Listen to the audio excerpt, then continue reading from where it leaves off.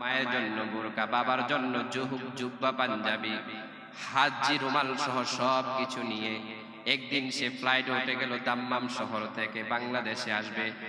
আসার আগে মায়ের কাছে কল দিয়ে দিল, আম্মু আমি বিমানে উঠে গিয়েছি, তোমরা চিন্তা করিও না, অল্প কিছুক্ষণের মধ্যে কয়েক ঘন্টার বিনিময়ে আমি বাংলাদেশে এসে যাব। বাংলাদেশের মা খুশি, বাবা খুশি, ওই বিবাহের শ্বশুর বাড়ির লোকজন খুশি। আমার কথাকে বোঝা যায় ভাইয়েরা? আওয়াজ দিয়ে বলতে হবে, বোঝা যায় ভাইয়েরা? সবাই খুশি। ওই সৌদি আরব প্রবাস থেকে আবার ছেলে 10 বছর পরে আসবে।